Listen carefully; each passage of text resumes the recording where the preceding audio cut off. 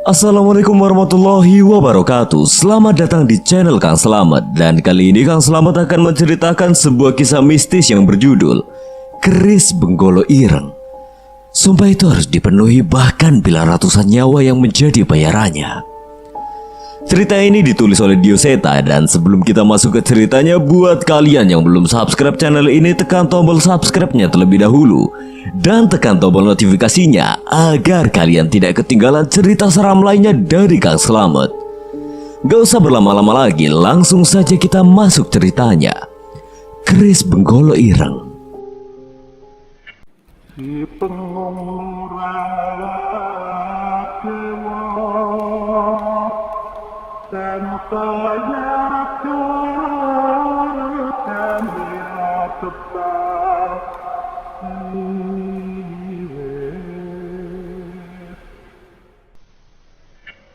Malam itu hujan deras mengguyur seluruh desa tanpa henti. Kilatan petir menggelegar sesekali memendarkan cahaya ke dalam rumah melalui jendela.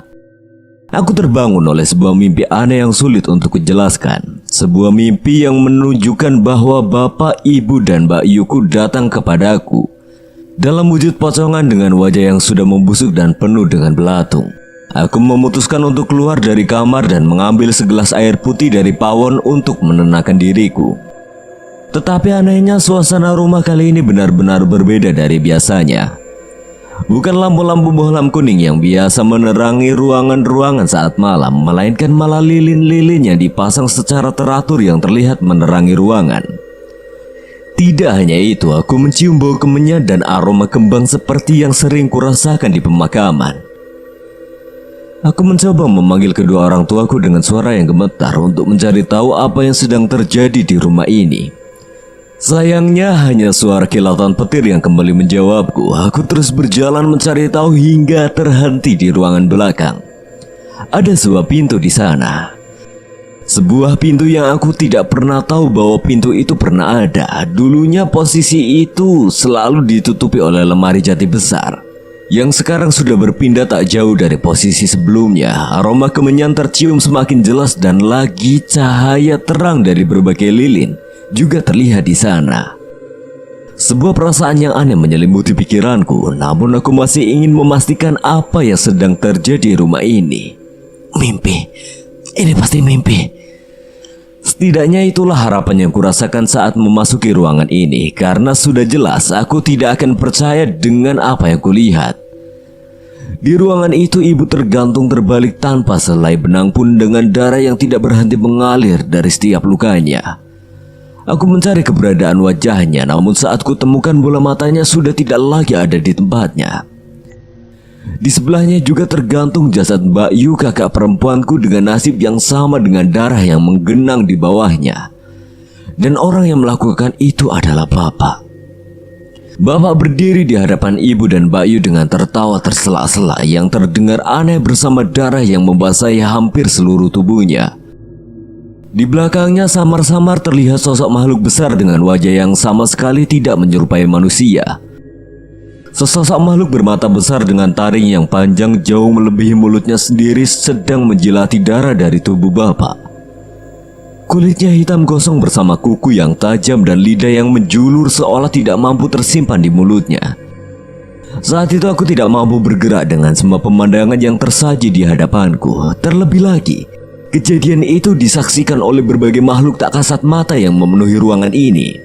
Semua makhluk yang selama ini hanya sering ku dengar dalam cerita ataupun bualan seseorang, kini terpampang jelas di hadapanku. Makhluk berlilitkan kain kafan penuh dengan noda darah, hantu perempuan yang melayang di sudut ruangan, hingga setan kakek tanpa wajah yang menyaksikan sambil merayap di dinding. Aku kembali menatap kepada bapak. Raut wajahnya saat itu seolah terlihat bahwa ia adalah bagian dari sekumpulan makhluk-makhluk di situ. Dan saat salah satu dari mereka menatapku, aku merasa nyawaku dalam bahaya. Tubuhku gemetar dan kulitku memutih pucat. Lari. Sebuah angin berhembus mengatakan sebuah kata yang memperingatkanku untuk lari, dan sepertinya memang itu yang harus aku lakukan. Namun saat baru saja aku mencoba berdiri, bapak sudah menoleh ke arahku. Di tangannya tergenggam sebuah keris. Ya, Sebuah keris berwarna hitam dengan ukiran emas yang indah. Sayangnya keindahannya sudah sangat ternodai oleh darah ibu dan Mbak Yu. Di tengah kebingunganku, angin dari badai di luar menghempaskan pintu rumah hingga terbanting terbuka dengan keras. Sekuat tenaga aku berlari ke arah pintu itu, ke arah hujan badai petir yang sudah semalaman mengguyur seluruh desa. Indra, tunggu! Ini bukan Bapak. Terdengar dari belakang suara bapak yang berbicara dengan suara gemetar. Aku sempat ragu untuk berlari, namun sayup-sayup aku mendengar suara dari ruangan itu. Bunuh anak itu juga. Semua harus mati, jangan ada yang tersisa. Suara itu terdengar bergantian seolah memaksa bapak untuk membunuhku. Lari dan jangan berhenti hingga hujan reda. Sesekali terdengar suara sosok yang mengejarku, namun aku tidak peduli. Aku berlari dan terus berlari di tengah kelelahanku. Samar-samar aku menyaksikan puluhan sosok makhluk tak kasat mata memandangiku dari setiap sudut-sudut desa. Namun aku teringat akan suara berbisik tadi dan terus berlari hingga hujan ini berhenti. Semua ini jauh di luar akal sehatku. Baru saja semalam aku, ibu, Mbak Yu dan bapak makan malam bersama dan menghabiskan waktu untuk bercerita. Dan saat ini semua berubah seperti neraka. Apa yang merubah bapak hingga sampai seperti itu? Sebuah keris. Di genggaman bapak ada sebuah keris yang memancarkan kekuatan hitam. Aku teringat sebuah kejadian di mana kedua pamanku memperebutkan kepemilikan keris yang digenggam oleh bapak. Sebuah keris warisan keluarga kerajaan yang turun-temurun, entah bagaimana ceritanya selalu dimiliki oleh keturunan keluargaku. Konon menurut cerita keris itu mampu menaikkan derajat pemiliknya dan memberikan kesaktian. Perebutan pusaka itu mengakibatkan perang santet antara kedua saudara bapak, istri dari Pak De Sumar sampai kehilangan penglihatannya. Sedangkan anak dari Pak De Yarto kehilangan kewarasan sampai bertingkah seperti orang gila. Hal ini membuat bapak sebagai anak tertua yang sebenarnya tidak berminat dengan pusaka itu mengambil alih kepemilikan pusaka itu hingga nanti salah satu dari kedua saudaranya ada yang mau mengalah. Apakah kejadian ini ada hubungannya dengan hal itu? Apakah dengan kedua pamanku? Atau apakah ini adalah kutukan dari keris itu? Sebuah keris pusaka keluarga yang menurut cerita bapak selalu membawa kesejahteraan sekaligus petaka saat memilikinya. Sebuah keris pusaka dengan ukiran yang indah namun kekuatan hitam yang tidak pernah terhenti terpancar setiap ia terlepas dari warangganya. Sebuah keris yang kami sebut dengan nama keris Benggolo Ireng. Keris Ndoro Songkolo sudah bangkit. Banjir darah sudah tidak bisa dihindari. Seseorang, entah pria atau wanita. Aku melihatnya dengan samar-samar. Ia mengatakan hal itu di dalam mimpiku sebelum akhirnya tersadar dan terbangun di sebuah rumah kayu tua dengan kain basah yang menempel di dahiku. Tubuhku lemas, aku menyentuh leher dan dahiku dan mendapati hawa panas dari sentuhan kulitku. Sepertinya aku demam semalaman, tapi ini di mana? Aku mencoba untuk berdiri namun tubuhku terlalu lemah. Pandanganku kembali berputar ketika aku mengangkat kepalaku sebelum akhirnya kembali terbaring di kasur kapuk lusuh satu-satunya di rumah ini.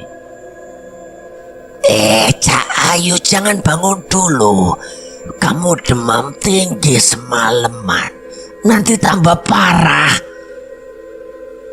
Seorang ibu-ibu tua berjalan dengan cepat menghampiriku saat mengetahui aku sudah tersadar.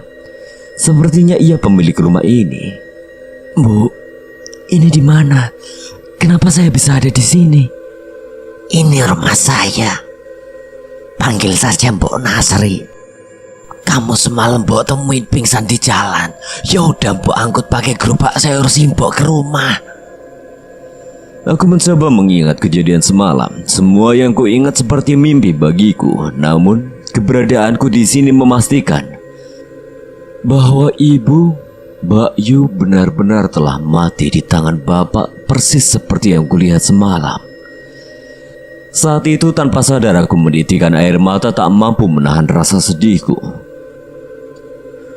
Mbok Nasri yang mengerti perasaanku segera meninggalkanku setelah meletakkan segelas teh hangat di meja kecil di sampingku. Ya sudah, Mbok tinggal dulu biar kamu tenang. Tehnya diminum sambil Mbok carikan sarapan. Iya Mbok. Maafin Indira ya Mbok. Oh, jadi nama kamu Indira. Ya sudah, istirahat. Gak usah mikirin macem-macem. Anggap saja rumah sendiri. Bapak, aku meratapi keadaanku saat ini. Apa yang harus kulakukan? Satu-satunya anggota keluargaku yang masih hidup adalah Bapak, tapi dialah yang membunuh Ibu dan Bayu, Pak Sumar dan Pak Deyanto. Entah apa mereka masih waras, atau malah mereka lah sumber masalah kejadian semalam. Entahlah. Sepertinya tubuhku masih terlalu lemah dan kehilangan kesadaran dengan demam dan rasa sakit di kepala yang terus menggangguku. Di perbatasan kesadaranku, samar-samar aku mendengar suara rentang menyanyi dengan melantunkan kata-kata yang terdengar jelas olehku. Putune sing nggawa pati sampun teko. Ada janji yang harus diselesaikan. Aku terbangun lagi dan melihat seorang nenek-nenek mencoba menghampiriku dari depan pintu sambil setengah menarik kegirangan dengan tubuh rapuhnya dan memamerkan giginya yang hitam dan rambut putihnya yang acak-acakan. Sewu jiwa mboten cukup muaskin loro Gusti. Tidak ada ilmu yang bisa mengalahkan yang mulia. Nyanyian itu terdengar asal-asalan, namun keberadaan nenek yang menari mendekat ke arahku membuatku histeris dan berteriak sekuat tenaga, hingga terdengar suara pintu terbanting dan sosok nenek itu menghilang dari pandanganku. Ya ampun Duk, kamu kenapa? Ada nenek-nenek Mbok. Giginya hitam, rambutnya acak-acakan. Dia menari masuk ke rumah sambil nyanyiin lagu yang serem. Mana? Ora ono. Gak ada. Mungkin mimpi buruk. Kalau demam memang biasanya mimpinya aneh-aneh. Iya Mbok. Mungkin mimpi buruk. Ya sudah, makan dulu ya. Mbok masak soto. Makan yang banyak biar ada tenaga dan cepat sembuh.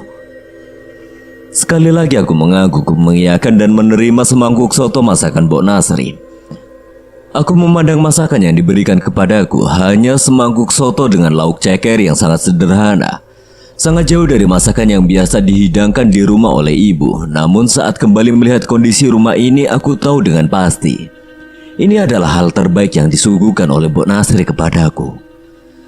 Saat sudah mendapatkan tenaga yang cukup untuk berdiri, aku memaksa tubuhku untuk melangkah keluar menghampiri Mbok Nasri yang dari tadi terlihat sibuk di luar. Sebuah desa kecil yang cukup ramai, warga desa terlihat berlalu lalang dengan kepentingannya masing-masing.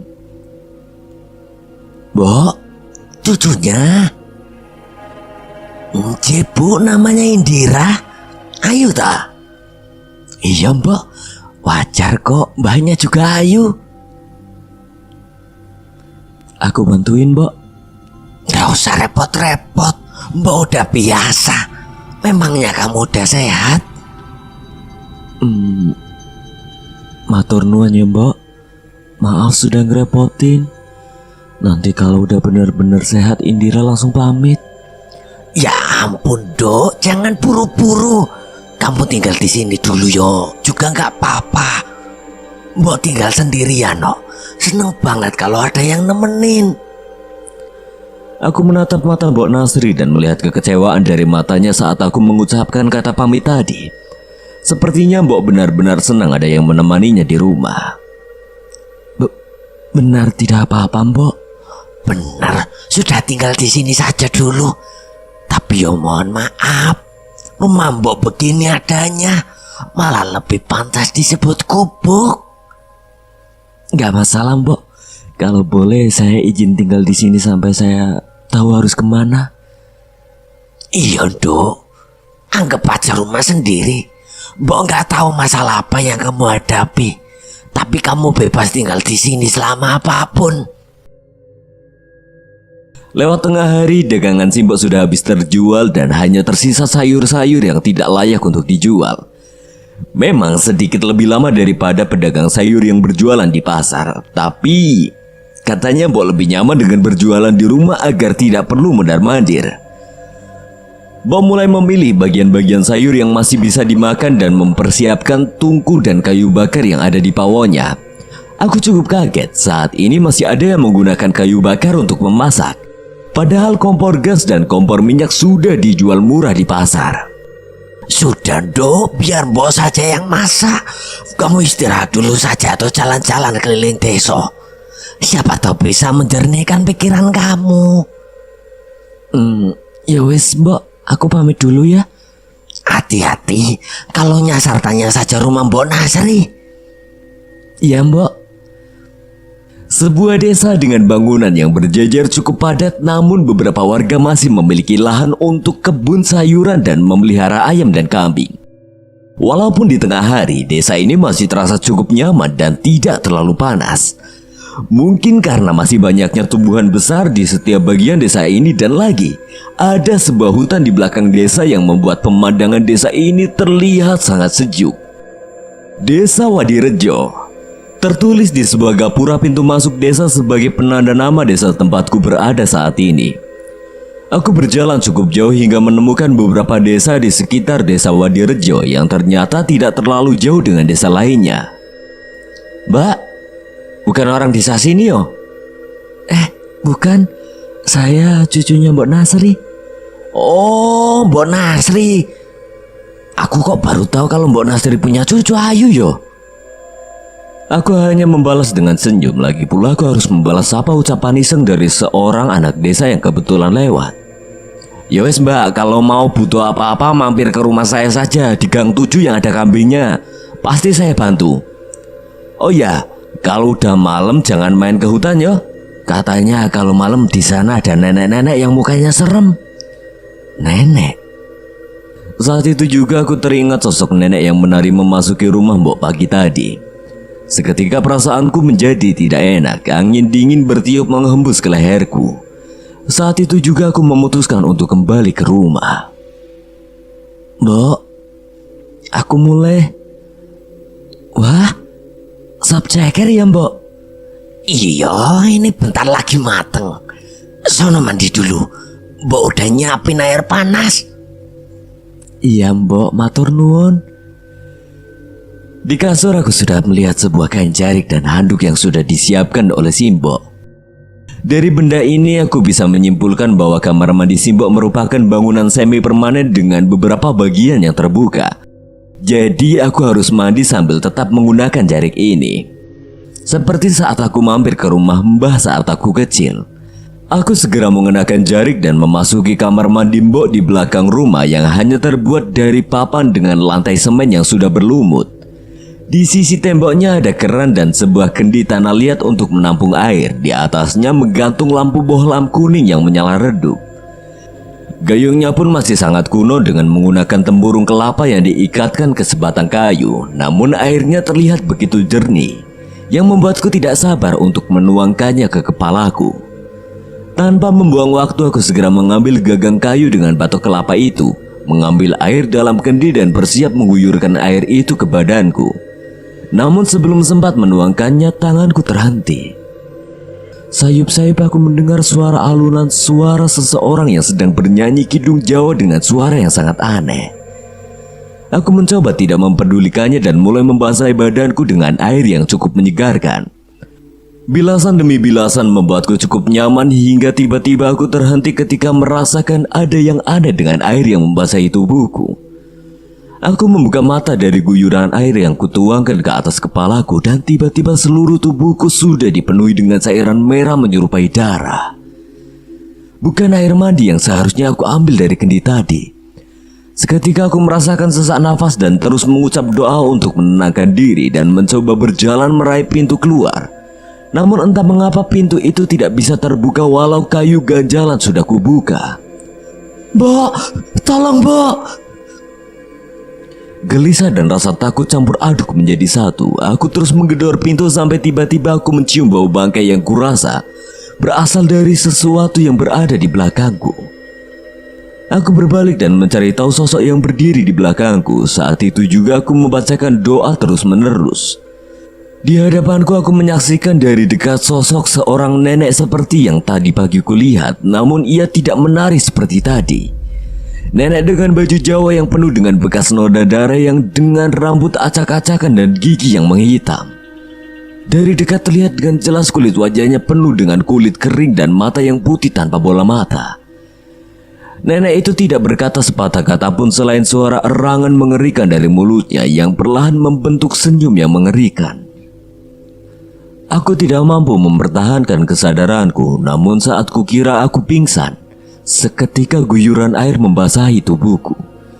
Aku memperhatikan tubuhku tidak ada darah merah yang tadi kulihat. Aku memutar badan memperhatikan ke seluruh kamar mandi dan hanya aku seorang diri yang ada di tempat ini. Saat itu juga aku segera mengeringkan tubuhku, mengenakan baju dan segera meninggalkan bilik kamar mandi. Apa itu tadi? Hayalanku? Pikirku dalam hati, namun tepat saat akan memasuki rumah dari pintu belakang, sekali lagi aku samar-samar mendengar suara kidung Jawa yang dinyanyikan oleh seorang perempuan tua tadi. Mbok, di desa ini apa ada nenek-nenek yang sudah sangat sepuh? Nenek, di desa ini ada beberapa nenek, tapi rata-rata umurnya 80 tahunan.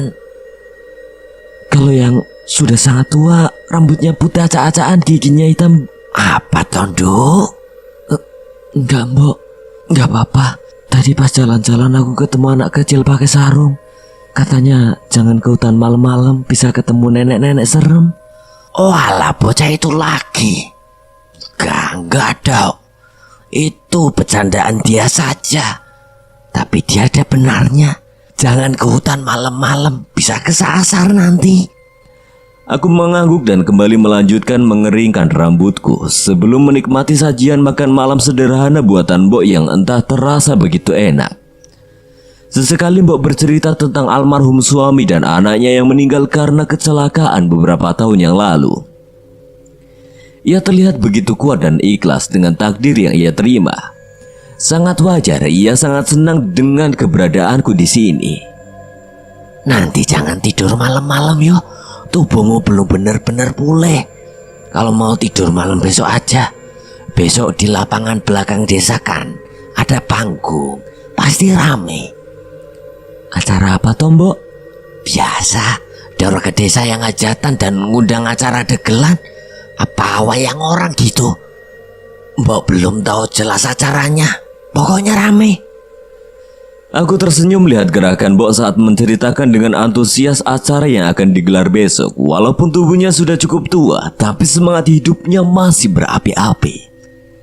Ya Mbok, tak tidur cepat biar besok bisa lelean. Balasku sambil menikmati malam yang sederhana itu bersama Mbok Nasri di rumahnya yang sederhana namun terasa nyaman untukku saat ini. Suara geding gamelan sudah mulai terdengar sampai ke rumah Mbok Nasri. Tepat saat warga selesai menunaikan sholat isya, mereka terlihat berbondong-bondong berjalan ke arah lapangan belakang desa sambil menghampiri dan mengajak tetangga-tetangganya. Mbok, udah mau mulai ini loh. Oke, yuk duluan aja. Yo wes tak duluan. Saya tunggu di sana yo. Aku segera bersiap-siap merapikan baju yang kukenakan. Baju seadanya yang ada diberikan oleh Mbok Nasri namun cukup pas di badanku. Sudah lama tidak ada yang bikin panggung di desa ini. Mungkin karena banyak yang gagal panen juga. Nah, kalau yang ini yang ngadain siapa Mbok? Dari perangkat desa. Kalau tidak ada warga yang nangkep, biasanya dari desa yang ngadain. Biar ada hiburan untuk warga. Di tempatku hiburan seperti ini sudah jarang. Sekalipun ada yang datang paling hanya pasar malam. Namun pertunjukan yang biasa ditonton gratis oleh warga sepertinya sudah lama sekali.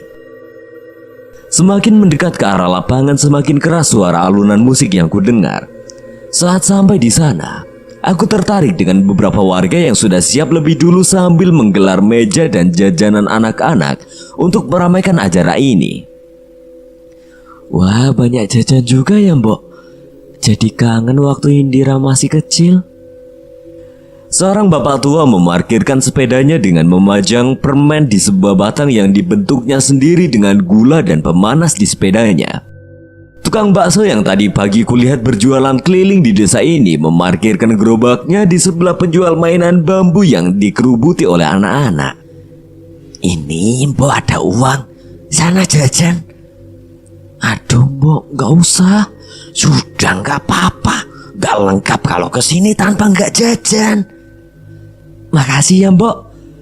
Aku segera menerima uang 10 ribuan yang diberikan oleh Mbok dan segera memilih jajanan yang sedari tadi membuatku ingin mencoba satu persatu. Aku mulai dengan menuju ke seorang bapak penjual bakso tusuk yang sedari tadi aroma hangat dari pancinya memanggilku untuk menghampirinya. Pak, ngantri 10 tusuk ya? Nggih Mbak, ditunggu sebentar yo. Tak butuh waktu lama untuk mendapatkan giliran. Aku segera kembali menghampiri Mbok yang sempat beberapa kali ngobrol dengan warga. Namun sebelum kembali sampai ke Simbo, aku tersadar dengan keberadaan seorang anak kecil yang mengenakan sarung yang kemarin sempat berpapasan denganku, sedang berebut jajan bersama anak-anak yang lebih kecil darinya. Aku dan Mbok memilih duduk di tikar tepat di depan panggung bersama beberapa warga yang beberapa kali melemparkan senyum kepada kami. Tepat saat suara gong terdengar, warga segera memenuhi tikar di sekitarku. Wajah Simba sudah tidak sabar menantikan acara apa yang akan disajikan di panggung di hadapan kami. Walaupun saat ini suasana terlihat meriah, tetap saja sesuatu seperti merasa menusuk jantungku sesekali saat teringat apa yang terjadi dengan orang tua dan Mbak Yuku. Suara kidung gamelan mengalun mengantarkan sebuah cerita yang dibacakan oleh seorang dalang yang menjadi narator. Dalam pertunjukan wayang dagelan ini walaupun disebut wayang, tapi ceritanya tidak baku seperti cerita pewayangan. Cerita dibuka dengan tingkah laku Punokawan yang dipadukan dengan cerita sehari-hari yang berkali-kali membuat penonton terpingkal-pingkal. Sudah, aku mau pergi saja dari sini. Aku akan pergi mengarungi lautan, ucap toko gareng yang membelakangi Petruk sambil membuang muka. Ojo, jangan Reng. Kamu tidak bisa menghalangiku lagi. Keputusanku sudah bulat untuk mengarungi lautan. Enggak gitu. Masalahnya setauku ngarungi lautan tuh mustahil. Yang aku tahu, karung lebih cocok buat ngarungi beras. Simbo benar-benar tertawa lepas saat itu. Aku pun mulai terlupa dengan masalahku dan mulai bisa menikmati acara ini. Saking serunya kami semua tidak sadar bahwa waktu sudah mulai mendekati tengah malam. Lakon pengisi acara mengistirahatkan sebentar para pemainnya sebelum nanti kembali melanjutkan acara. Tapi entah tanpa alasan yang jelas, saat itu aku merasa gelisah seolah merasakan sesuatu yang aneh. Arum, kamu pulang sama ibu ya? Terdengar suara anak bersarung tadi dari jauh menyuruh pulang teman perempuan seumurannya. Wajahnya terlihat aneh sambil menatap ke atap-atap desa, seolah sesuatu juga membuatnya tidak nyaman. Suara gong terdengar lagi, pertanda acara berikutnya akan dimulai. Kali ini suara gong itu tidak disaut dengan musik lainnya, melainkan diganti dengan sosok bayangan seseorang yang menari dengan aneh di belakang kain putih yang disinari dari belakang. Aku mencium aroma kemenyan yang berasal dari belakang panggung. Saat itu juga suasana berubah menjadi aneh. Warga saling bertanya-tanya, namun rasa penasaran mereka membuat mereka tetap bertahan di tempat itu. Tidak ada yang terjadi, hanya suara warga yang berbisik-bisik yang terdengar. Namun sosok wanita di belakang kain putih itu tetap menari dengan aneh dan semakin aneh. Beberapa warga mulai merasa tidak nyaman. Aku pun mulai merasakan bahwa ada yang tidak beres. Seorang warga mencoba mendekat mencari tahu apa yang terjadi di belakang panggung. Sialnya, sebelum warga itu mendekat, sebuah benda terlempar dari atas kain putih ke tengah-tengah warga. Warga yang kejatuhan benda itu tiba-tiba berteriak dengan histeris seperti kesetanan. Kepala! Itu kepala orang! Teriak seorang ibu yang seketika ketakutan disusul dengan warga di sekitarnya yang ikutan panik. Tak lama kemudian sebuah kepala kembali terlempar dari balik kain. Kali ini aku yakin itu adalah kepala pemeran salah satu Punokawan yang dari tadi menghibur kami. Tolong, ada apa ini? Teriak warga lainnya yang semakin panik. Saat itu juga kain putih di panggung tersibak dan terlihat seluruh pengisi acara, pemain musik dan dalang sudah mati bersimbah darah. Dan di atas panggung hanya ada seorang nenek yang tertawa gila dengan rambutnya yang acak-acakan dan mulutnya yang berlumuran darah. Nenek gila, apa yang kamu lakukan? Ucap seorang warga yang mencoba mendekati nenek itu, namun orang itu mendadak terhenti, sesuatu seperti mengangkat tubuhnya tinggi-tinggi dan membantingnya ke tanah. Warga berlarian meninggalkan lapangan. Aku yang sebelumnya memeluk Simbok segera menariknya untuk segera pergi kembali ke rumah, walaupun aku tidak tahu apakah kami bisa aman di rumah. Saat meninggalkan lapangan, seluruh warga menjerit ketakutan dengan histeris. Aku baru sadar penyebab ketakutan itu berasal dari sosok yang saat ini terlihat berseliweran di desa. Desa Wadirejo. Desa yang sejak tadi pagi dipenuhi dengan hiruk pikuk warga desa kini berubah 180 derajat. Setiap jalan-jalan di desa dipenuhi oleh makhluk-makhluk buruk rupa yang bergentayangan, mulai dari sosok pocong yang menatap kami dari atap-atap desa, kuntilanak yang memainkan kursi goyang di teras rumah, hingga roh-roh dengan wajah yang tidak berbentuk berseliweran di jalan. Duk, ada apa ini, Duk? Aku tidak mampu menjawab apa-apa dan hanya bisa memeluk Simbok dan berjaga agar tetap dekat dengan warga lain. Butuh lebih dari 100 nyawa untuk kebangkitan Doro. Terdengar suara nenek yang berjalan tertatih mengambil warga desa dari belakang. Pemandangan itu terlalu mengerikan. Di hadapan kami berkumpul berbagai macam demit yang menguasai desa, dan di belakang kami datang seorang nenek gila yang kuduga adalah biang dari semua ini. Tunggu, nenek itu. Aku menyipitkan mataku dan mulai mengenali bahwa nenek itu adalah nenek yang terlihat saat aku sakit kemarin dan yang muncul di kamar mandi. Tidak, ternyata ini bukan halusinasiku. Tubuhku lemas, aku tidak tahu apa yang harus kami perbuat sampai tiba-tiba terdengar suara anak laki-laki yang berteriak. Kesini, desa sebelah lebih aman. Ucapan anak laki-laki bersarung yang melemparkan berbagai macam benda ke tanah bersama seorang anak perempuan. Entah apa yang dilakukannya, namun jalan yang dilempari benda oleh mereka tidak didekati oleh roh di sekitar desa. Kami mulai berlari mengikuti arahannya. Samar-samar aku melihat bibir anak itu terus membaca doa-doa yang kutahu adalah doa untuk menenangkan roh yang sudah meninggal. Terlihat raut muka takut di wajahnya, namun dia tetap memaksa diri untuk memandu kami. Belum sempat meninggalkan desa, tiba-tiba aku dan Simbok yang berjalan dengan lambat dihadang oleh nenek tua gila itu yang tiba-tiba ada di hadapanku. Cahayu, ayo ikut Eyang. Doro pasti seneng ketemu kamu. Jangan ganggu Indira. Aku menahan Simbok dan terus mengajaknya untuk kabur, namun terlambat. Sepertinya nenek itu sudah mengincar diriku. Mbak, kesini lari. Aku tak mampu berpikir apa-apa lagi. Bila memang makhluk ini mengincarku, setidaknya bocah itu bisa menolong Simbok agar selamat. Dek, maksud saya, Mas, tolong bawa Simbok. Benar saja, seluruh makhluk yang sedari tadi mengerubungi desa segera menatap ke arahku dan bersiap mengejarku. Aku berlari dan terus berlari. Tidak mungkin aku berlari ke arah desa sebelah bila ternyata makhluk-makhluk ini mengincarku. Di tengah redupnya jalan desa, aku terpaksa berlari ke arah hutan belakang desa yang sempat dilarang oleh bocah itu. Tidak ada pilihan lain saat itu. Sialnya, sepanjang aku berlari hanya berbagai macam makhluk seperti pocong dan dedemit yang ikut berlari di sekitar semak yang ada di sekitarku. Gak usah lari, Cahayu. Nenek pasti nangkep kamu.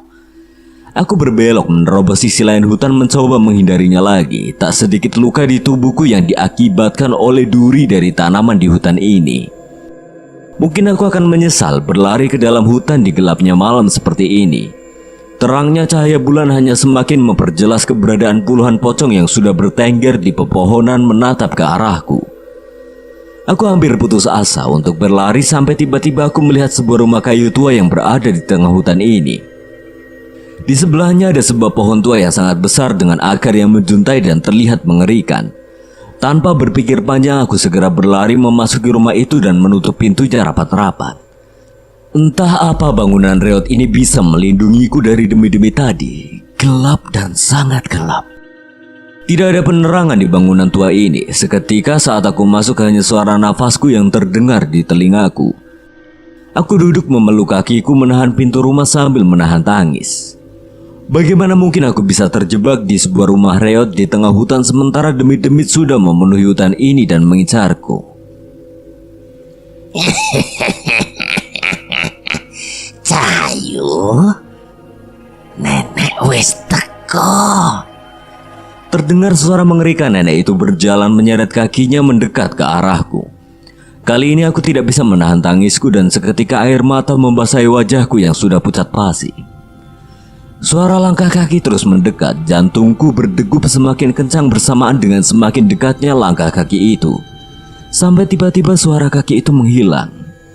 Aku menunggu beberapa saat dan aneh, suara langkah kaki itu benar-benar tidak ada lagi. Ku coba mengatur nafasku dan mengumpulkan keberanian untuk memastikan keadaan di luar. Aku berdiri dan mendekat ke arah jendela kayu yang memiliki celah-celah kecil untuk mengintip. Saat ini rasa takutku sama sekali belum menghilang. Hingga aku harus memaksa kakiku yang masih gemetar untuk berdiri mengintip dari lubang itu. Nenek sudah sampai. Tepat saat aku menajamkan mataku di jendela, wajah nenek itu tepat berada di hadapanku dengan tawanya yang mengerikan. Dari mulut yang sudah dipenuhi dengan darah itu. Sontak aku terjatuh ke belakang dan sekuat tenaga merangkak melarikan diri ke belakang rumah. Berkali-kali aku terjatuh tak mampu menahan lemahnya kakiku. Sampai-sampai tiba-tiba aku seperti menabrak sesuatu yang mendekat dari arah belakang rumah. Terlalu gelap aku tidak dapat memastikan apa atau siapa yang kutabrak barusan hingga tiba-tiba nyala api kecil menyulut ke sebuah lampu minyak yang dibawa oleh seseorang yang kutabrak tadi. Ngapain kamu di sini? Seorang nenek. Itu ucapan seorang nenek. Tapi aku memastikan nenek itu bukan nenek yang tadi mengejarku. Ia sudah sangat bungkuk, wajahnya terlihat sangat tua, namun setidaknya pakaian dan tubuhnya masih terawat. Sudah, ayo kita keluar. Nek, ada setan di luar. Ada nenek tua, jangan di luar. Dia sudah membunuh beberapa orang. Nenek itu tidak menggubris dan terus berjalan ke arah pintu rumahnya dengan membawa sebuah lampu minyak yang menggantung di tangannya. Tepat saat nenek itu membuka pintu, sosok nenek yang sedari tadi mengejarku sudah berdiri tepat di depan pintu dengan wajah yang mengerikan. Aku ingin memperingatkan nenek yang membawa lampu tadi, namun aku sendiri terlalu takut, bahkan hanya isak tangis saja yang keluar dari mulutku. Tapi yang terjadi benar-benar di luar perkiraanku. Sosok nenek bungkuk yang mengejarku keluar tadi tiba-tiba menendang nenek setan itu hingga terpental dan memuntahkan darah dari mulutnya. Seketika aku tercengang. Siapa nenek ini? Melihat nenek tadi terkapar di tanah, seluruh demit yang memenuhi hutan terlihat gentar. Aku pun memberanikan diri untuk mendekat ke pintu keluar. Kowe Nyai Jambrong. Dukun goblok. Kalau kamu sudah tahu cepat pergi. Jangan berani-berani mendekati rumahku. Bukan. Saya tidak bermaksud mengganggu Nyai. Hanya wanita itu. Kami ingin wanita itu. Ora urusan. Minggat. Ora iso. Anak itu sudah disumpah untuk menjadi wadah keris Menggolo Ireng. Sudah saatnya keris Ndoro Agung Songgokolo bangkit. Apa kowe tahu krungu? Nyai Jambrong takut dengan orang lain. Jangan sombong. Kesaktianmu tidak akan cukup melawan Ndoro. Memang tidak akan cukup. Tapi kalau hanya untuk memisahkan kepalamu dari tubuhmu, aku tidak butuh waktu lama. Seketika ucapannya Jambrong membuat wajah nenek itu menjadi pucat. Tawa sombongnya yang sedari tadi meneror warga desa seketika menghilang. Urusan kita belum selesai. Jangan coba-coba melindungi wanita itu. Semua selir Doro diutus untuk mengambil jantung wanita itu dan seluruh keluarganya. Tepat sesudah menyampaikan ancaman itu, nenek itu mundur dan setengah berlari seolah ketakutan dengan sosok yang dipanggil Nyai Jambrong ini. Nyai, terima kasih. Tidak usah bilang apa-apa. Aku tidak menolongmu. Lambat laun kamu pasti mati. Masalahmu terlalu besar. Aku tidak bisa berbuat lebih jauh dari ini. Nyai tahu apa yang terjadi dengan saya? Apa saya tidak ada harapan untuk bisa selamat? Saya tidak tahu. Keturunanmu sudah mengikat sumpah dengan sosok yang mengerikan. Tidak lama lagi akan ada bencana yang mengakibatkan banyak korban akibat sumpah itu. Terus saya harus bagaimana, Nyai? Sekalipun aku mati, bencana itu tetap akan ada kan? Kamu ikut saya. Cucuku kenal beberapa pemuda yang mungkin bisa membantu kamu. Seseorang pemegang keris pusoko dan seseorang yang dipercayakan roh kerap pelindung hutan Wanamarta. Aku terhenti mendengar ucapannya Jambrong itu. Sekilas cara ia menceritakan kedua pemuda itu seperti sebuah dongeng cerita rakyat yang mustahil, yang ada di zaman sekarang. Namun kejadian yang menimpaku beberapa hari ini tidak memberiku pilihan untuk mempercayai cerita itu. Memang mereka itu siapa, Nyai? Dukun? Yang satunya namanya Bocah Gede. Yang satu lagi sering dipanggil Bocah Asu. Aku sedikit tertegun mendengar panggilan aneh yang disematkan Nyai Jambrong pada kedua pemuda itu. Namun mimik mukanya yang berubah saat mengingat kedua orang itu sedikit meyakinkanku bahwa ada kesempatan bagiku untuk menghentikan tragedi yang dimulai oleh keluargaku melalui kedua orang yang ia ceritakan ini. Rimbunya pepohonan yang berbatasan dengan lembah ini membuat raut wajah Dirga seolah terkagum-kagum dengan pemandangan yang dilihatnya. Mas Danan, memang beneran ada desa di sekitaran jurang ini? Jalan saja. Nanti kamu juga bakal tahu. Itu temanmu, kamu tinggal sendiri di belakang. Wes mas, biarin. Dia sendiri yang mau bawa barang-barang sebanyak itu. Sudah tahu medannya berat. Loh, ini kan buat Sekar sama Pak Sardi. Masa kesana nggak bawa apa-apa? Ya ngerti kamu suka sama Sekar, tapi ya jangan nyusahin. Siapa yang suka sama Sekar? Ini tuh namanya etika bertamu. Lagian cuma segini nggak nyusahin kok. Yo, karepmu terserah. Lagian Pak Sardi kan juga punya kebun pisang. Desa Windualis juga penghasil sayuran. Ngapain dibawa lagi? Lah, asem kok. Kamu kenapa nggak bilang Pak Sardi punya kebun pisang? Terus ya sia dong ini. Lah kamu gak ngomong, kirain emang sengaja untuk bekal perjalanan. Wes lambo. Setelah melalui beberapa jam perjalanan, kami mencapai sebuah sungai yang menandakan bahwa sebentar lagi kami akan sampai di sebuah desa yang tidak pernah kulupakan hingga saat ini. Sebuah desa yang warganya pernah menolongku saat dulu sempat tersesat saat aku terjatuh di jurang pendakian di kaki Gunung Merapi. Sebuah desa tempat terjadinya sebuah kutukan gending alas mayit yang mengorbankan banyak nyawa, dan sebuah desa yang mengenalkanku pada seorang wanita yang juga tidak akan pernah bisa kulupakan, Laksmi. Kok bengong? Enggak, cuma kaget aja. Sekarang udah mau dibangun jembatan buat nyeberangin sungai ini. Kayaknya desa Windualis sudah sedikit lebih maju yo. Ya juga yo. Kalau begini mungkin suatu saat kita bisa bawa motor ke sana nih. Aku mengangguk dan terus melanjutkan perjalanan sementara Dirga dan Mas Jagat masih dengan senangnya menikmati udara segar di hutan ini. Saat hampir mencapai desa, mendadak Dirga terhenti dan memperhatikan sesuatu di antara bebatuan di pinggir sungai. Mas Danan, bukannya ini bercak darah? Ucap Dirga yang tersadar akan keberadaan noda berwarna merah yang membekas di antara beberapa batuan besar. Aku dan yang lain segera menghampiri bebatuan yang dilihat oleh Dirga dan benar. Di batu itu terlihat bekas cairan merah yang menyerupai darah yang mengering. Cahyo mencoba menyentuhnya dan mengendusnya.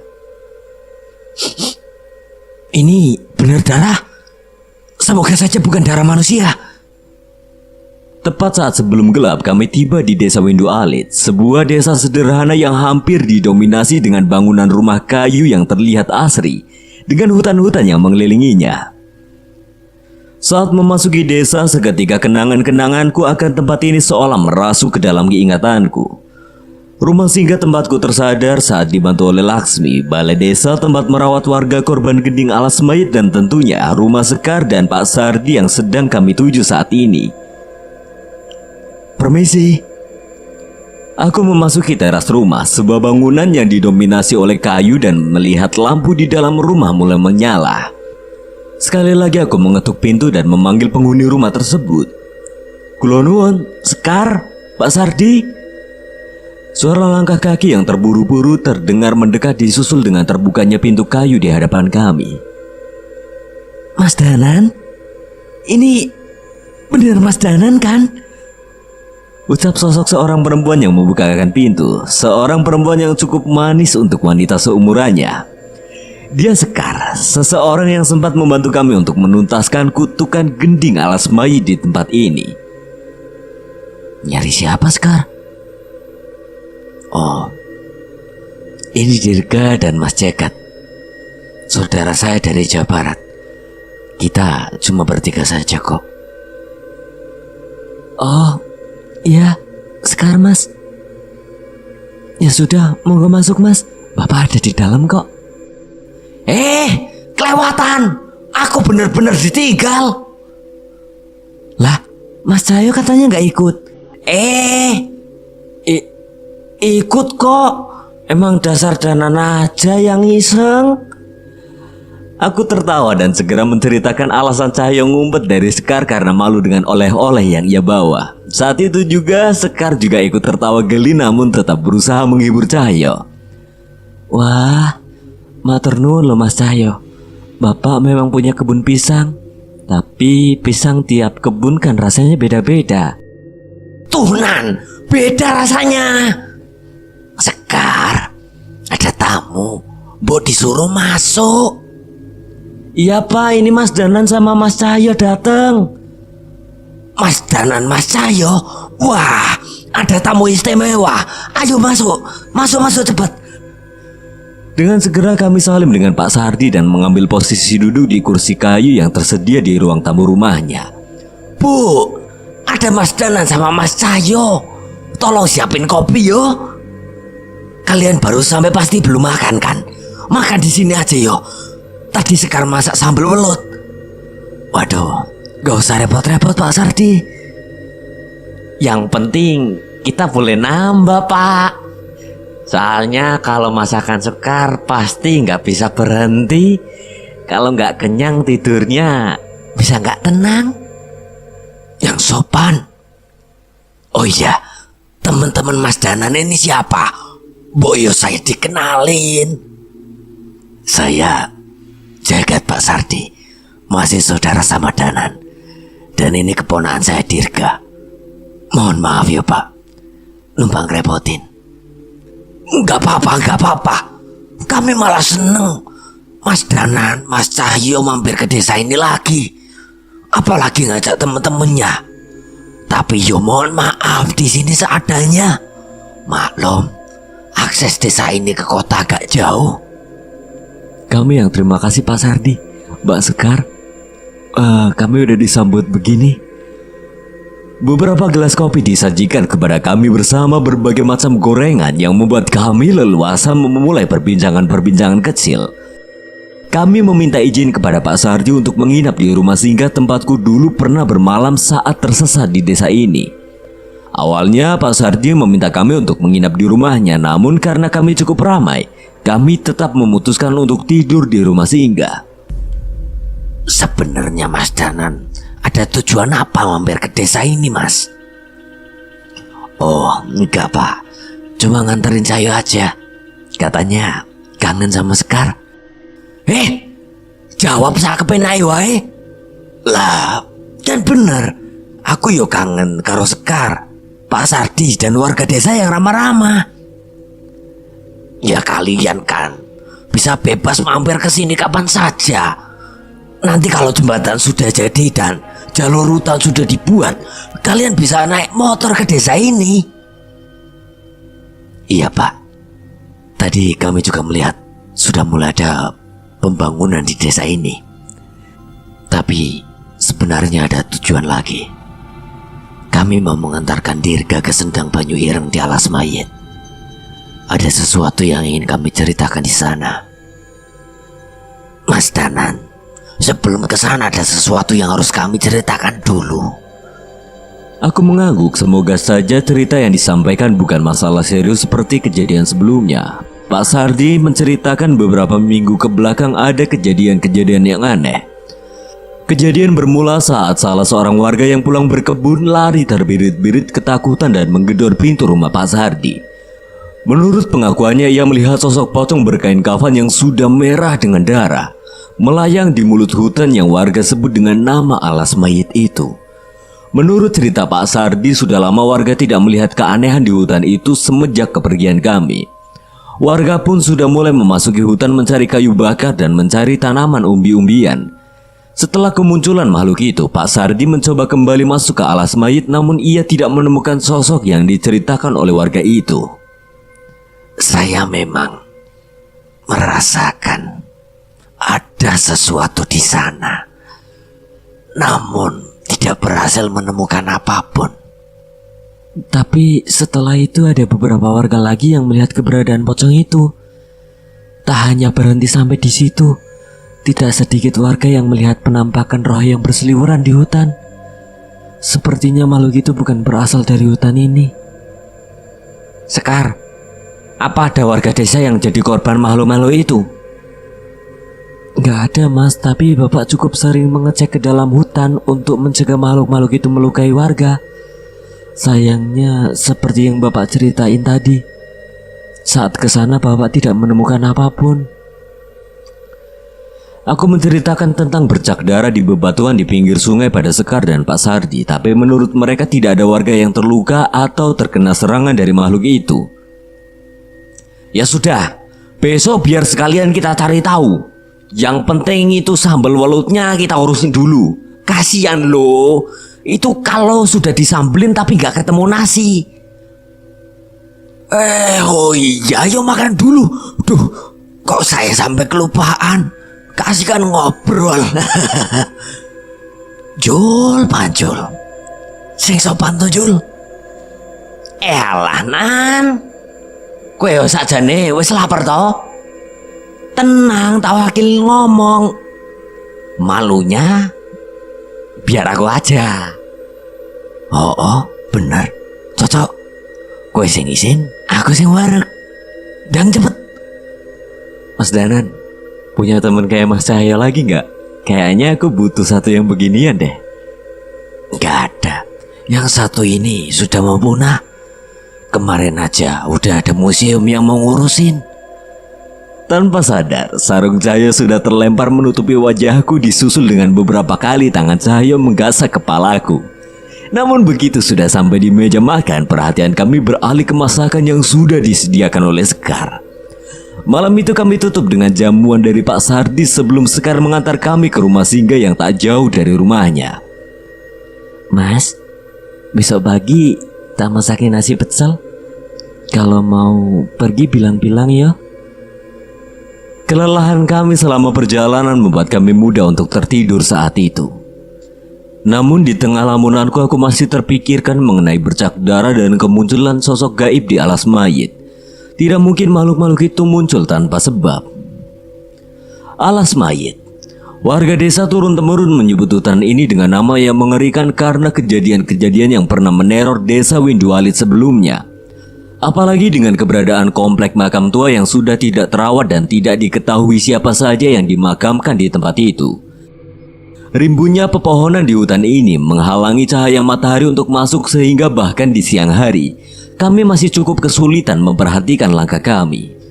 Mas Danan inget gak waktu dulu Mas Danan nolongin anak salah seorang warga yang diculik wewe gombel? dan dibawa ke sendang itu. Iya, Pak. Tersesatnya saya kala itu sepertinya memang sudah diatur oleh Tuhan, sehingga saya bisa turut andil dalam rentetan kejadian besar. Mas Jagat, ada apa? Benar kata Pak Sardi, ada orang lain di hutan ini. Aku mencoba menenangkan diriku dan mencari keberadaan sosok yang dimaksud oleh Mas Jagat. Sayangnya aku tidak merasakan apapun yang seperti diceritakan oleh Mas Jagat. Langkah kaki kami mengantarkan kami ke kompleks pemakaman tua yang sebagian nisannya sudah tidak berbentuk. Beberapa makam baru ada di bagian pinggirnya, namun semakin ke dalam hanya makam yang sudah tidak berbentuklah yang ada di tempat ini. Aku mengingat sosok demi tua yang mengaku menguasai tempat ini dan akhirnya menghadang setan-setan yang mengejarku dan Pak Sardi saat itu. Dan belakangan aku baru tahu ia adalah Eyang Widarpa. Eyang yang sudah banyak menolongku bahkan sebelum aku mengenal namanya. Dirga, menurut cerita ini adalah makam prajurit-prajurit dan rakyat kerajaan Dharma Wijaya yang meninggal karena perang bodoh antara kedua pati. Apa benar Mas Danan? Bentuknya sudah tidak karuan begini. Memang tidak terawat. Tapi itu semua menurut cerita dari roh seorang nenek yang menjadi korban perang itu. Mungkin saja cerita nenek itu benar, karena istana tempat Prabu Arya Dharma Wijaya bersemayam ada di dekat sini. Sebuah sendang dengan air yang berwarna hitam terlihat di hadapan kami bersama sebuah batu besar yang merupakan bekas batang pohon beringin yang menjadi fosil. Aku merasakan sesuatu yang aneh di tempat ini. Sebuah perasaan yang membuatku tidak nyaman tiba-tiba hadir saat aku menginjakkan kaki ke wilayah sendang Banyu Ireng ini. Pade, kerisku bergetar. Ucap Dirga pada Mas Jagat yang berusaha memegangi kerisnya yang bergetar seolah ingin menunjukkan sesuatu. Tak lama dari ucapan Dirga, tiba-tiba keris Raga Sukma muncul dari sukmaku dan menunjukkan reaksi yang sama. Danan, Wanasura gelisah. Ada sesuatu di tempat ini. Pak Sardi, hati-hati. Jangan jauh-jauh dari kami. Mas Jagat menepuk pundak Dirga dan menyuruhnya tenang dan ia berjalan mendekat menuju sendang Banyu Ireng. Mas Jagat mengambil sejumput tanah di dekatnya dan membacakan sebuah doa sebelum melemparkannya kembali dengan bentuk sebuah garis. Tepat saat itu juga kami merasakan langit berubah menjadi gelap seolah akan turun hujan deras. Tepat saat petir menyambar, berbagai sosok muncul di tempat ini yang sebelumnya sepi dan tenang. Dari tingginya pohon di hutan melayang sosok pocong dengan kain kafan yang penuh dengan darah melayang dan menatap kami dengan matanya yang memerah. Di balik-balik pepohonan seperti mengintip sosok hitam besar bermata merah dan berbulu lebat yang juga terus menatap kami. Entah aku tidak bisa menghitung beberapa sosok roh yang bergentayangan berterbangan di atas kami. Ini apa Mas Jagat? Mereka bersembunyi di sisi lain hutan ini. Sepertinya mereka memiliki tuan. Pantas saja. Apa ini alasan saya tidak bisa menemukan sosok-sosok itu? Entahlah Pak, tapi sepertinya kita harus hati-hati. Sebelum aku sempat berbicara, tiba-tiba sosok roh wanita dengan wajah penuh luka bakar dan rambut yang hanya tersisa beberapa helai melayang cepat ke arahku dan menjatuhkan diri ke tanah. Ia tertawa cekikikan menindih tubuhku dan mencoba menahan tanganku. Tolong, sakit. Berkali-kali tangannya yang menjabak rambutku mencoba membanting kepalaku ke tanah, sementara sebagian dari rohnya mencoba untuk merasukiku. Aku membacakan doa untuk menenangkan makhluk itu, namun hampir tidak terjadi apapun dengannya. Sepertinya sebuah ikatan hitam mengendalikan makhluk ini. Cahyo dengan sigap membacakan doa di lengannya dan memukul makhluk itu hingga terpental dan kembali melayang bersama makhluk lainnya. Serentak dengan kejadian itu, tiba-tiba aku merasakan sebuah kekuatan yang mengerikan dari salah satu candi di dekat sendang Banyu Ireng. Mas, hati-hati, ada sesuatu di sana. Seorang pria cukup tua berambut panjang dengan jenggot dan brewok menutupi wajahnya dengan tubuh kurus dengan pakaian yang sudah tidak berbentuk keluar dari bangunan candi itu. Tubuhnya penuh dengan luka dan darah mengalir dari bekas luka itu. Di tangannya tergenggam sebuah keris yang baru saja ia cabut dari warangkanya. Getih, berikan aku getih. Pria itu berjalan tertati-tati dengan mata yang sepenuhnya memutih dan menyeberangi Sendang Banyu Ireng di hadapan kami. Kemunculan pria itu tiba-tiba membuat semua makhluk yang baru saja muncul di hadapan kami tersenyum dan menatap ke arah kami. Danan, hati-hati! Teriak Cahyo yang segera memanggil kekuatan roh Wanasura yang ada di tubuhnya. Sepertinya instingnya merasakan hal yang sangat berbahaya. Dan benar saja, tak butuh waktu lama hingga roh gentayangan di sekitar kami mendekat mengitari kami. Dan makhluk hitam besar berbulu berlari bersiap menyerang kami dengan cakar-cakarnya yang panjang. Dengan sigap Cahyo menghalau makhluk itu hingga terpental. Namun dari sisi lain makhluk panjang bermata merah merayap ke arahku dan bersiap menangkapku. Namun aku membacakan doa pada keris Raka Sukma dan menusukkannya pada lengannya hingga membuatnya menjauh. Mas Danan, Dirga! Teriak Pak Sardi yang melihat keanehan pada tubuh Dirga. Seluruh kulit dan matanya terlihat memerah. Ia mencoba mempertahankan kesadarannya sambil terus menggenggam keris peninggalan leluhurnya di tangannya. Melihat hal itu, Mas Jagat segera meraih Dirga dan membacakan doa yang cukup panjang untuk menenangkannya. Pak Sardi juga membantu, namun sepertinya sosok di dalam tubuh Dirga menolak untuk pergi. Aku melihat keadaan sekitar dan tidak menemukan sosok pocong berkain kafan merah tadi. Darah itu yang terbaik, ucap Dirga dengan suara berat yang tersengal-sengal sambil melotot ke arah kami dengan matanya yang memerah. Danan, aku tahan malu ini, kamu urus orang itu, ucap saya sambil menunjuk ke seorang pria yang masih berusaha menyeberangi Sendang Banyu Ireng dengan langkah yang terseok-seok. Dengan segera aku melompat ke dalam sendang dan menarik kerisku dan menyerangnya hingga kedua keris kami beradu dan mementalkan kami berdua. Itu bukan keris biasa, Danan. Mas Jagat mencoba memperingatkanku. Keris itu dialiri kekuatan hitam. Bukan hitam. Keris itu dialiri kekuatan merah darah pekat yang membuatku merinding setiap menatapnya. Aku menoleh pada Dirga yang semakin berteriak kesakitan. Tak mau membuang waktu, aku segera berdiri dan menghampiri kembali pria itu yang juga memaksa untuk berlari mengejarku. Anehnya, sebelum kami saling beradu kekuatan lagi, tiba-tiba pria itu mengangkat kepalanya tinggi-tinggi dan membenturkannya ke watu ringin di tengah sendang hingga darah segar bermuceratan. Hentikan! Aku mencoba mendekat, kali ini bukan untuk menyerangnya melainkan untuk menghentikannya. Aku yakin ada sesuatu yang tidak kami mengerti di sini. Pergi, menjauh, kalian bisa mati. Sesekali aku memperhatikan matanya yang kembali dengan pupilnya dan kembali memutih seolah sedang melawan sesuatu di dalam dirinya. Api, aku butuh api itu. Aku tidak mengerti dengan apa yang ia bicarakan, namun Pak Sardi seolah menyadari sesuatu dan segera menghampiri kami. Ia membacakan doa, menggerakkan tangannya dan sesuatu muncul di hadapan kami. Itu Geni Baraloka Pale. Teriak Cahyo yang menyadari api yang turun ke tangan Pak Sardi. Dengan tubuh yang berlumuran darah, pria pemegang keris berbila merah itu memaksa dirinya berlari menuju api itu. Hingga tubuhnya terbakar, namun perlahan ia mendapatkan kesadarannya dan demit di sekitar kami menjauh seperti sebelumnya.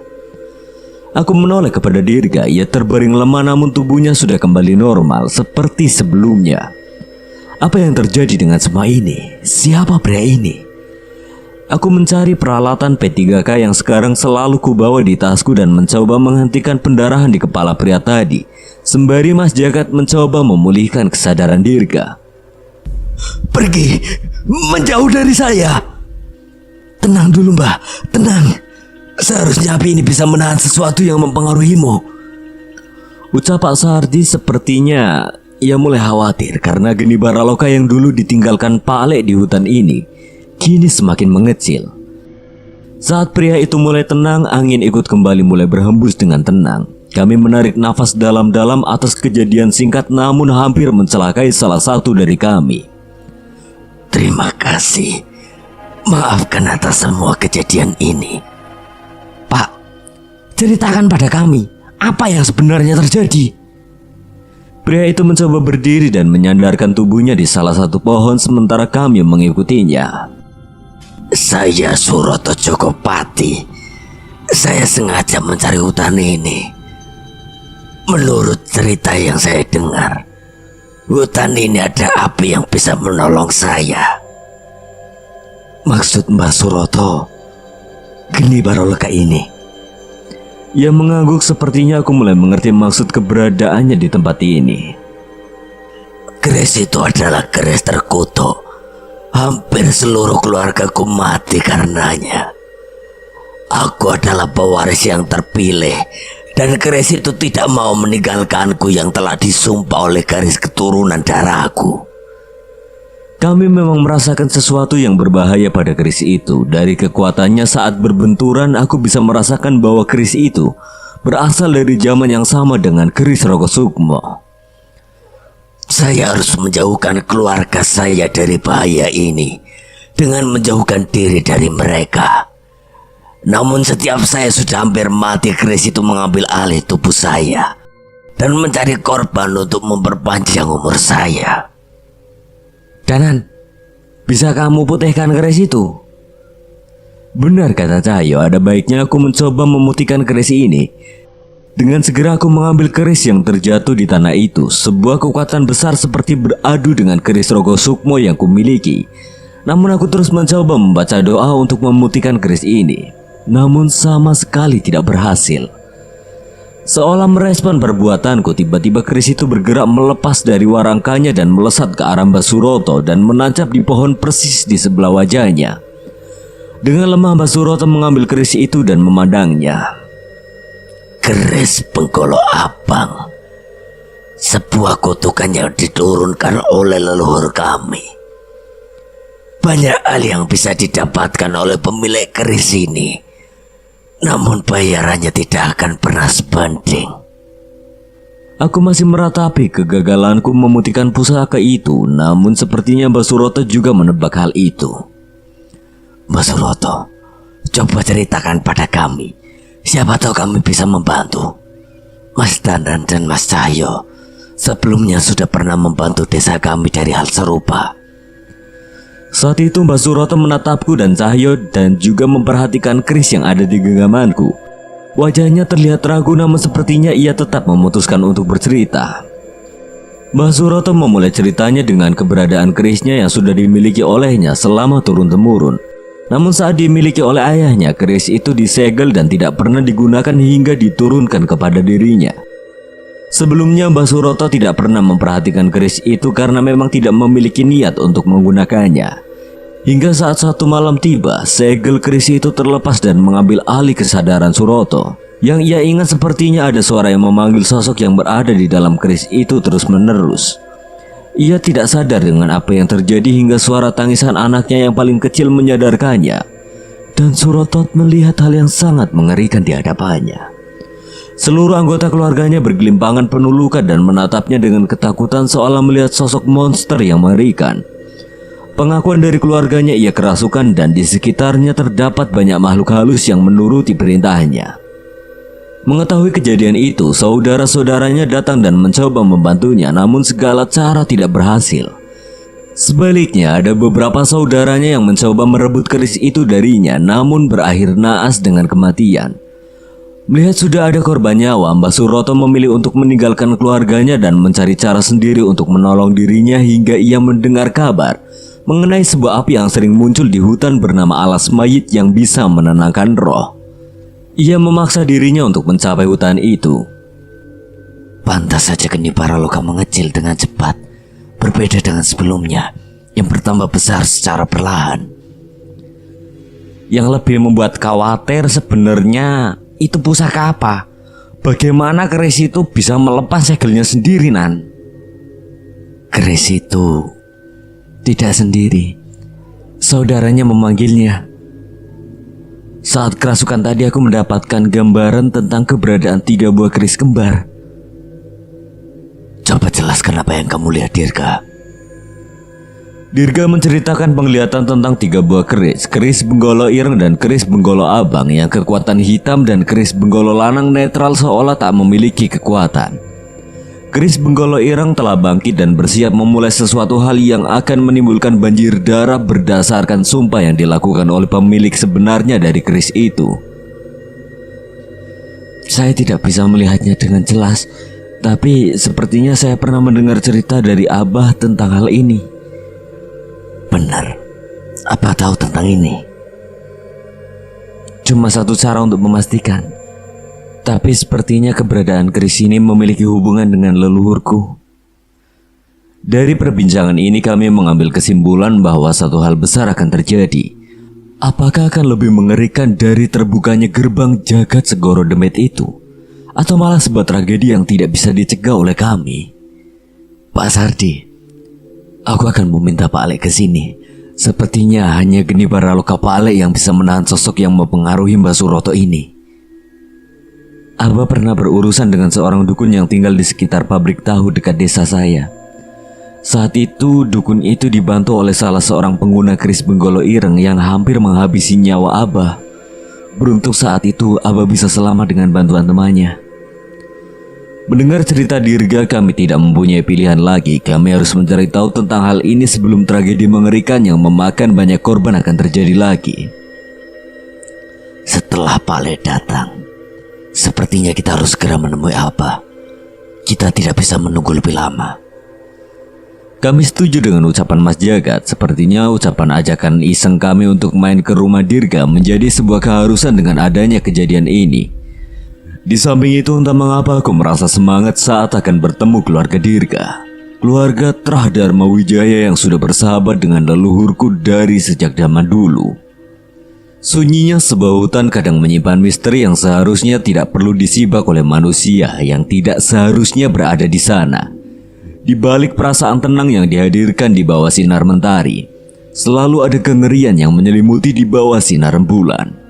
Alas mayit ternyata masih menghubungkan kami dengan suatu misteri yang akan menciptakan tragedi berdarah yang harus kami hentikan. Itu Pak Alek. Teriakku pada Cahyo yang sedari tadi menunggu Pak Alek di ujung lembah. Kami memang sengaja menjemput Pak Alek di sini karena jalan untuk masuk ke desa masih sulit dilalui dan membingungkan. Sini Pak Alek, tak bantuin. Ucapku sambil membawa sebuah tas kain besar yang dibawa oleh Pak Alek. Sepertinya mau tidak mau Pak Alek harus tinggal cukup lama di desa ini. Karena saat ini hanya ilmu Pak Alek lah yang bisa menahan Mbah Suroto saat tubuhnya diambil alih. Kowe golek ya apa, Jul? Bule, nggak bawain apa-apa gitu Pak Alek? Arem-arem atau lemper gitu? Oh iya, ini. Nih, bawa. Dengan sumringah Cahyo membuka bungkusan itu dan seketika wajahnya berubah menjadi aneh sambil menutupi hidungnya. Pak Alek, lemper dari mana? Ini baju kotor. Lah sudah tahu Pak Alek dari desa selatan, gak mampir ke rumah, malah ditanyain oleh-oleh. Setelah kejadian itu, sepanjang perjalanan saya hanya menggerutu karena ternyata harapan untuk menikmati masakan bule pupus seketika. Siapa namanya? Suroto. Apa kondisinya separah itu, Nan? Kondisi Mbah Suroto mulai stabil setelah dibantu oleh Pak Sardi. Tapi sesuatu yang membuat Mbah Suroto menjadi seperti itulah masalah sebenarnya. Pak Sardi ayahnya Sekar. Aku mengangguk dan melanjutkan cerita mengenai sebuah keris yang berisi kekuatan hitam yang mengambil alih kesadaran Mbah Suroto. Dirga juga mendapat penglihatan mengenai ketiga keris kembar pembawa petaka yang akan bangkit dan akan mengakibatkan pertumpahan darah. Saat matahari tepat berada di atas, kami sampai di desa Windu Alit dengan segera membawa Pak Alek ke rumah singgah tempat Mbah Suroto dirawat. Saat itu juga Pak Alek merasakan keberadaan sosok yang mengelilingi desa ini yang tidak berani untuk mendekat. Makhluk-makhluk itu apa tidak membahayakan desa ini? Kami tidak ada pilihan, Pak Alek. Mereka adalah pengikut dari sosok yang mendiami keris benggolo abang yang mengikuti Mbah Suroto. Selama Mbah Suroto sadar, makhluk itu tidak akan berbuat apa-apa. Mendengar penjelasanku, Pak Le hanya diam seolah memang tidak ada solusi lain atas hal ini. Tapi aku mengerti kekhawatiran Pak Le akan warga desa yang pasti akan terganggu bila mengetahui keberadaan makhluk-makhluk ini.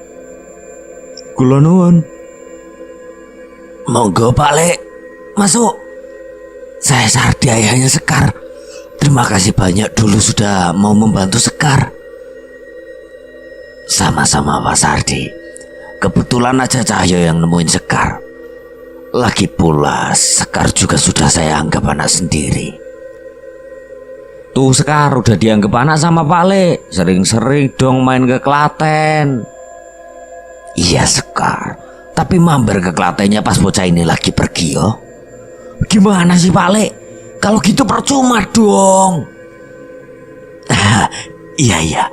Mungkin sewaktu-waktu gantian saya dan Sekar yang mampir ke rumah Pak Le. Kami memang jarang sekali keluar desa. Setelah sedikit beristirahat dan menikmati suguhan yang dibuat Sekar, Pak Le segera menghampiri Mbah Suroto yang terbaring di salah satu kamar di rumah ini. Tepat saat memasuki kamar, Pak Le menoleh ke arah tas kainnya. Aku menduga sepertinya keris Sukma Geni juga bereaksi dengan keberadaan keris Benggolo Abang yang dimiliki Mbah Suroto. Kula nuwun. Sudah santai saja Mbah Suroto. Saya Pak Le mereka.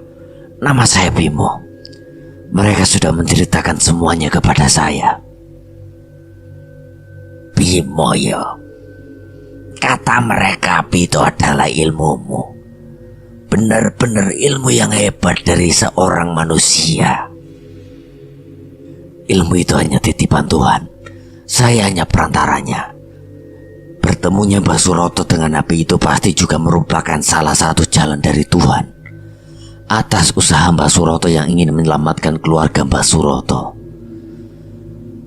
Melihat Pak Le mulai memeriksa dan membaca doa, aku dan saya meninggalkan kamar agar Pak Le bisa berkonsentrasi.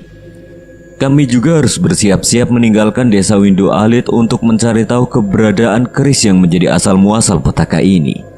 Setelah beberapa lama, Pak Le keluar dari kamar dengan keringat yang bercucuran. Sekar dengan sigap memberikan handuk kecil untuk Pak Le. Sudah cukup jelas, Pak Le juga merasakan kesulitan dengan apa yang dihadapi Mbah Suroto. Tapi saat itu juga Dirga Mas Jagat kembali dari alas mayit. Mereka kembali ke sana sekedar untuk mengirimkan doa untuk leluhur Dirga, Prabu Arya Dharma Wijaya yang bersemayam di sana. Pak Le, udah lama? Baru aja kok, belum lama. Nah, kebetulan kalian sudah sampai. Sepertinya kalian harus segera mencari tahu tentang permasalahan ini. Pak Le sudah mencoba berbagai cara. Geni Baraloka dan keris Sukma Geni hanya dapat mempertahankan kesadaran Mbah Suroto. Bahkan keris Sukma Geni tidak bisa menghapus kutukan Mbah Suroto. Itu bukan kutukan. Itu adalah perjanjian leluhur Mbah Suroto dengan sosok di balik keris itu.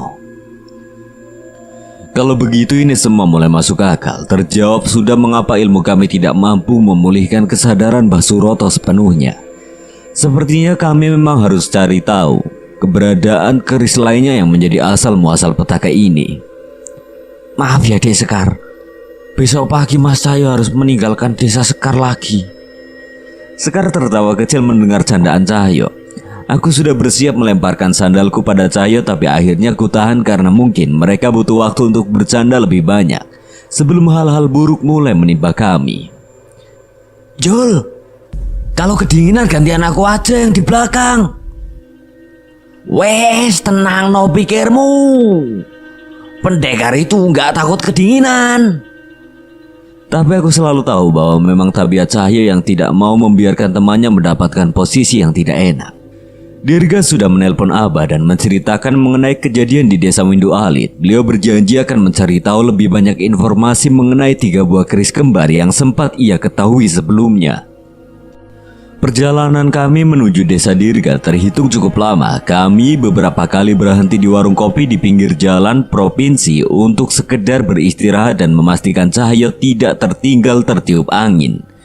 Seandainya kami tidak terburu-buru, mungkin perjalanan ini akan menjadi menyenangkan ketika kami bisa saling bercerita selama perjalanan mengenai bagaimana sebenarnya hubungan orang tuaku dan Mas Jagat hingga bisa dekat dengan keluarga Dharma Wijaya.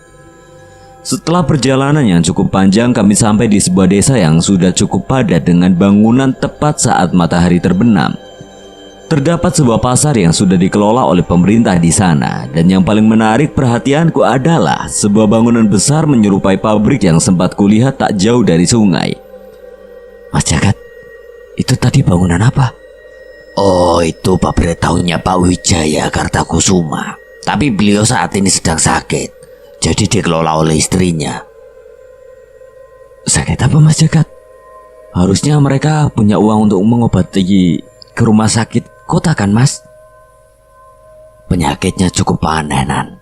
Dan Pak Wijaya dan juga keluarganya cukup tertutup dengan penyakitnya. Agak misterius ya. Semoga saja mereka juga cepat mendapat solusi atas masalah mereka. Iya Mas Danan, tapi tahu hasil pabrik mereka enak loh. Besok kita coba yang masih fresh ya. Wah, siap dong. Kalau soal makanan itu yang di belakang pasti semangat. Kami turun di sebuah rumah yang memiliki halaman kebun yang cukup luas dengan bangunan utama yang dibangun dengan tembok dan dekorasi batu alam. Walaupun sederhana, rumah ini terlihat sangat nyaman dengan jendela kayu model lama dengan kisi-kisi kaca di dalamnya. Punten, Abah, Emak, Dirga pulang. Ucap Dirga sambil membuka pintu rumahnya yang sepertinya memang jarang terkunci. Suara langkah kaki terdengar mendekat menyambut teriakan Dirga. Itu adalah Abah, ayah dari Dirga Dharma Wijaya, yang seharusnya ia juga adalah salah satu garis keturunan bangsawan dari Prabu Arya Dharma Wijaya. Namun pakaiannya terlalu sederhana untuk seorang keturunan darah bangsawan. Dan satu lagi, yang membuatku penasaran, pasti ada cerita menarik mengenai kepindahan mereka ke tanah Sunda. Permisi Abah, saya Danan, dan ini teman saya Cahyo. Mohon izin merepotkan Abah. Merepotkan naon? Sudah yuk masuk. Dirga sudah cerita banyak semuanya. Sama saudara sendiri. Tidak usah sungkan-sungkan. Mendengar itu kami tidak sungkan lagi dan segera masuk menuju ruang tamu dan melepaskan lelah selama perjalanan dengan minuman hangat yang sudah disediakan oleh orang tua Dirga. Cahyo, ini minum. Masih hangat nih. Tanpa banyak bertanya, Cahyo segera menikmati teh hangat yang ada di hadapannya dan mencomot beberapa gorengan. Kelihatannya pada kelelahannya. Malam ini istirahat dulu aja. Bicara seriusnya besok aja. Iya, sudah saya siapin air panas buat mandi. Mas Jagat nginep di sini saja sekalian. Wah, nggak usah, saya pulang saja. Sudah ditunggu orang rumah juga. Ya sudah, setelah ini istirahat dulu saja. Ada banyak hal yang ingin saya ceritakan berdasarkan cerita Dirga kemarin. Tapi saya harus mengambil sesuatu dulu besok. Jadi mungkin bicara seriusnya besok siang aja ya. Kami setuju. Malam itu hanya kami lalui dengan perbincangan kecil dan ditutup dengan Cahyo yang diam-diam minta kerokan sebelum akhirnya kami tidur ditemani suara dengkuran Cahyo yang sepertinya menggema sampai satu desa. Pagi itu aku terbangun lebih awal. Cahyo masih tertidur dengan pulas sementara aku menyadari Dirga sudah bersiap-siap melakukan sesuatu. Lah, masih pagi mau kemana Dirga? Oh biasa Mas, bantuin Mas Jagat nganter barang ke pasar. Aku ikut deh, sekalian jalan-jalan. Pasar di desa ini cukup ramai. Mas Jagat terlihat cukup dekat dengan pedagang-pedagang di pasar ini. Tak jarang juga pengunjung pasar yang menyapa Mas Jagat dan Dirga. Mas Jagat terkenal juga ya di pasar. Kan wajar Nan, kerjaanku ngantar-ngantar barang dari toko grosir ke pedagang-pedagang pasar. Jadi wajar pada kenal. Setelah menyelesaikan pekerjaannya, Mas Jagat mengajakku makan di sebuah warung bakso yang berada di sudut pasar. Dirga, lama nggak kelihatan. Tiba-tiba terdengar suara seorang perempuan yang menyapa kami di warung bakso tempat kami ingin menuntaskan lapar. Teh Rini, sama siapa kesini? Sama Ak Putra? Enggak, sama Mang Toha itu lagi mesen. Dirga sama Mas Jagat teh dari mana saja baru kelihatan. Habis ada acara di Jawa Tengah. Teh Rini juga tumben ikut nganter tahu. Iya, lagi libur aja. Mas Jagat, sekali-kali kalau ada waktu mampir ke pabrik saya. Saya teh penasaran, bener gak pabrik itu katanya angker? Iya Mang, saya sudah sempat lewat ke sana. Karyawan-karyawan juga sudah ada yang cerita. Katanya ada sosok yang mirip Mang Toha ya. Mas Jagat teh jangan begitu. Walaupun gak gitu mengganggu, tapi lama-lama serem juga. Iya Mang Toha, mereka sepertinya sudah menunggu lama di sana. Seharusnya tidak ada mencelakai. Tapi yang harus jadi perhatian sebenarnya sosok wanita di sebelah pabrik.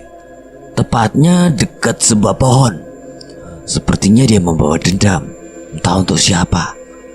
Sayangnya setiap saya mendekat sosok itu lebih dulu menghilang. Dari perbincangan ini aku seolah bercermin. Ternyata Mas Jagat juga sering mendapatkan permintaan dari orang-orang yang dikenalnya. Mungkin memang sudah takdir dari keluarga kami untuk mengemban tugas seperti ini. Setelah cukup kenyang, kami kembali ke rumah Dirga dengan diantar oleh Mas Jagat. Dia juga ingin mengetahui informasi yang didapat oleh Abah akan keberadaan keris-keris itu. Saat sampai di rumah Dirga, terlihat Cahyo seperti sedang berbicara serius dengan Abah. Sepertinya ada satu kabar yang cukup serius. Danan, sepertinya kita harus pisah jalan. Maksudmu gimana? Ada kabar apa toh? Barusan aku ditelepon sama Guntur. Sepertinya aku harus ke desanya. Cahyo menceritakan bahwa tiba-tiba desa Guntur diserang oleh seorang dukun berwujud nenek tua yang membawa pengikut-pengikut makhluk halusnya untuk menyerang desanya. Rupanya yang diincar adalah seorang perempuan bernama Indira. Dia adalah satu-satunya keturunan yang tersisa dari pewaris keris Benggolo Ireng. Ibu dan kakaknya mati dengan mengenaskan dibunuh oleh ayahnya dalam pengaruh keris itu. Lalu mereka gimana? Apa mereka selamat? Mereka selamat. Nyai Jambrong membantu mereka mengusir dukun dan pengikutnya. Nyai Jambrong? Nyai Jambrong pemilik ilmu rawa rontek yang bertarung sama kita dulu. Cahyo mengangguk. Rupanya setelah kehilangan ilmunya, Nyai Jambrong mengasingkan diri di hutan di rumah tempat Arum dan Bung Ningrum tinggal dulu, sekaligus menurunkan ilmu bela dirinya ke Guntur. Rupanya kalian sudah melalui kejadian-kejadian besar yang mengerikan ya? Iya Bah, Dirga juga belajar banyak dari Mas Danan dan Mas Cahyo. Ya sudah, duduk dulu semua. Abah mau cerita sesuatu sebelum Mas Cahyo berangkat. Kalau memang perkara yang kalian hadapi itu berhubungan dengan keris Benggolo Ireng, maka ini bukan masalah sepele. Abah bercerita bahwa keris Benggolo Ireng merupakan keris kembar tiga yang dibuat pada zaman kerajaan ratusan tahun yang lalu. Keris yang dibuat oleh Empu Gila dengan batu langit yang jatuh di salah satu hutan saat itu. Empu itu memberi syarat pada yang akan menggunakan ketiga keris itu bahwa mereka tidak boleh berhenti membunuh. Bahkan ketika perang sudah usai, sumpah ini akan diteruskan kepada setiap keturunannya. Saat itu panglima-panglima yang haus akan kemenangan berkompetisi untuk mendapatkan keris-keris itu tanpa mengindahkan konsekuensinya. Hingga terpilihlah ketiga panglima yang akan dikirim ke perang akhir dengan bersenjatakan keris itu. Ketika sudah diwariskan, keris itu diisi oleh sosok makhluk yang tidak diketahui asalnya dari mana. Namun setiap pemegang keris pusaka itu mendapat kuasa untuk memerintah pengikut dari sosok mengerikan yang mendiami keris itu. Keris Benggolo Ireng dan keris Benggolo Abang dapat diwariskan dengan sumpah dari pewarisnya. Namun salah satu panglima penerima keris Benggolo Lanang mati di malam saat keris itu akan diterima. Anehnya saat akan dipindah tangankan, sosok roh panglima yang gagal menerima keris itu selalu menghalangi siapapun mendapatkan kekuatan keris itu.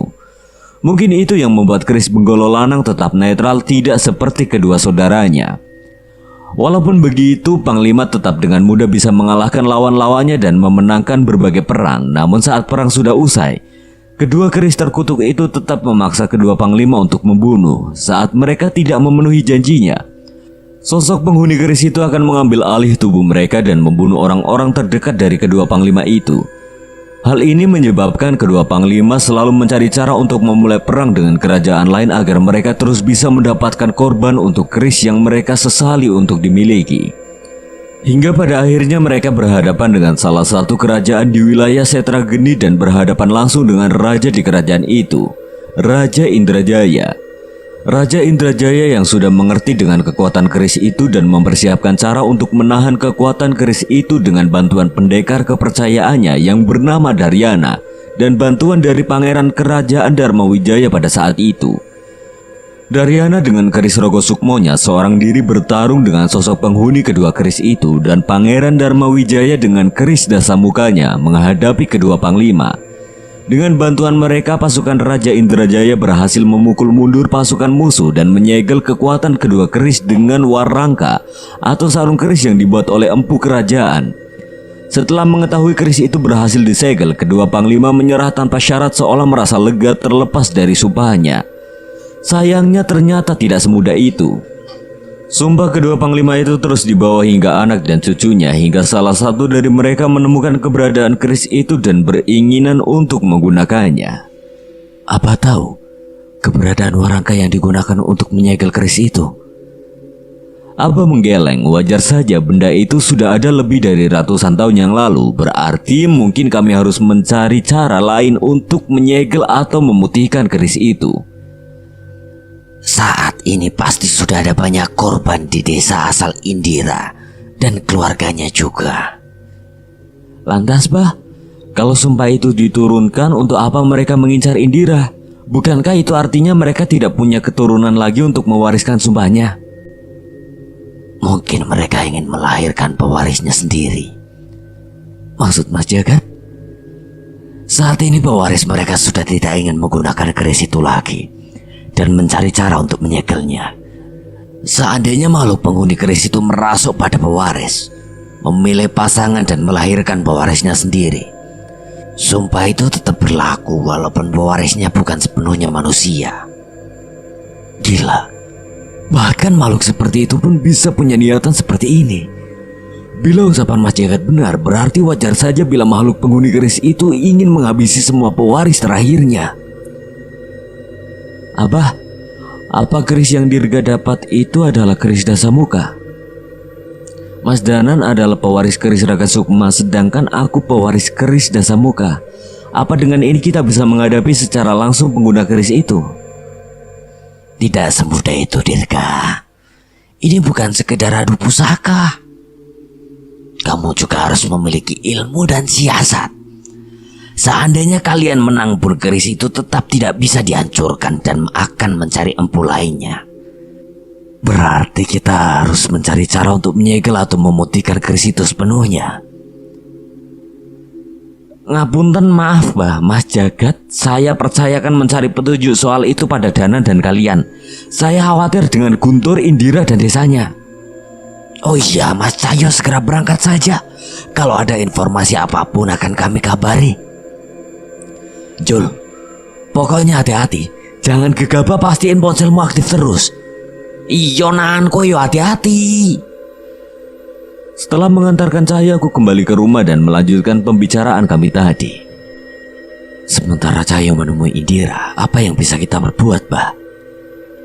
Dulu pernah ada seorang dukun yang mencoba mengirimkan ilmu hitam ke desa ini.